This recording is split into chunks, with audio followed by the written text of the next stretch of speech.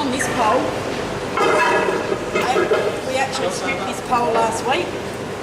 So I'm just going to go over the top of ones that are out of date, rather than I only strip them when they get really thick. Because if they get too thick, they can start to fall down from the top, and then if they come down and hit someone on the head, then Roger Bryson will probably have my head. Who's Roger Bryson? Roger Bryson's the manager of the market. Can't just come in here and do posters anymore. It used to be able to. Anyone could come in and do it. But now you can't. You've actually got to have permission to do it.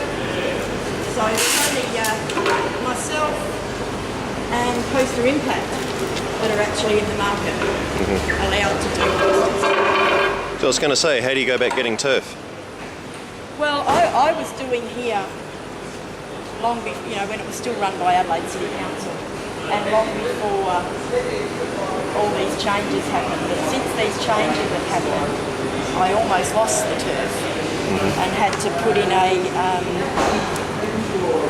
I had to fill out a letter explaining what I did, how I went about doing it, what were the pros and cons of me doing it. Did I have permission from everyone I did it from? Did I get on well with people in the market? All these different questions. What did I do with the rubbish? And all these different questions. And I answered that, and I actually spoke to Roger Bryson last week, and I've managed to keep my space. So I don't know how much it will cost me to keep my space, but What, you actually have to pay for the space? Yeah, that's right. Really? Yeah. Years ago, it was unheard of, but nowadays it's becoming more and more, I suppose, that we actually have to pay for space on a weekly basis. The better the space, the more they can give. How much can they charge for a week of space? Well, I certainly wouldn't want to pay any more than $10 a week. You're not, where I'm not making, it's not my show. And I'm not getting people to my show. I'm getting people to other people's shows, and I don't think I could afford to pay any more than $10 a week, which is $40 a month for space. Add that up over 12 months, it's a lot of money. Yeah, and it's not just one space that you... No, if you have to do that for lots of spaces, then you're in trouble. You couldn't do it for every place. There's no way you could do it for every place. Out here in Guja Street's one of my best streets. I basically have total control of Guja Street. The Asian people are wonderful. They love the colour in their windows, and they don't charge you anything to do it. They're happy for me to come in each week and do it. I do, if ever I get free tickets or anything, I never keep them for myself. I always give them to people who I think the posters up. And, I'm more than happy to pay that way. Going back a while ago, I was actually doing posters out in Market Plaza, and I got confronted by the manager of that area over there, and he actually wanted to charge me $1,500 a year to be paid in 2 instalments to have a notice board on that side. I said no. So, yeah. And that's why he's rich and I'm not.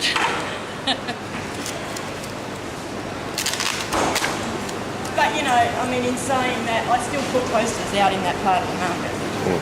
I just get away with it now, I suppose. A lot of it too is if the shoppies don't complain, then I generally get left alone because If the shoppies don't complain? Yeah, because I've got permission from the shoppies. Most times it's, if you got permission from the shoppies, then you're pretty well right to do it without having permission from the head honchos.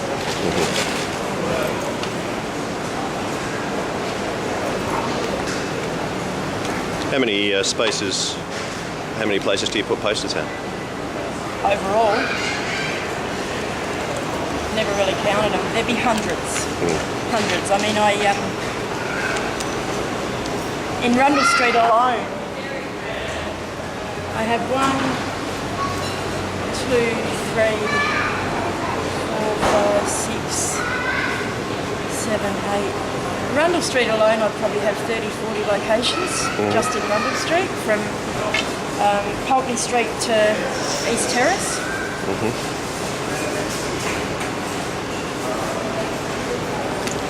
Hindley Street, probably the same, about 40 locations. And then I have O'Connell Street, Melbourne Street. Melbourne Street's probably only about 15 locations, small street. We do Semaphore, we do Glenelg, we do Norwood Parade, we do a lot of laundromats down along the coast. Laundromats are a great place for posters. Yeah, there'd be hundreds of locations, probably about 400 maybe, I reckon I'd have now. And that's not counting the unis. We go and post it. We posted the polls at Flinders, we posted the polls at Adelaide Uni. How do you cart everything around? The wonderful trolley. It's my second trolley. My first one, it only had a quarter. See, I even know the technicalities. It only had a 1/4 inch axle, and I kept braking it because, as you can see, I pile it up pretty high.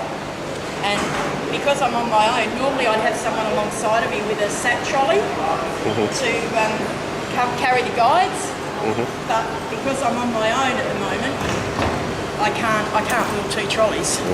So I have to pile them up in the basket. So if I need more of them, then I'll have to go up to the car and get more. And I also carry the ladder, but the ladder only comes into the market.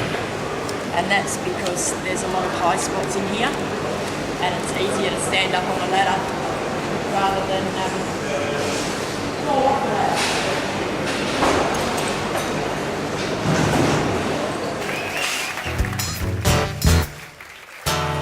Accuse me of delusions of grandeur. Well, now punish me for aiming so high. Well, you left me at the end of your sentence. You said you're aiming for the pie in the sky.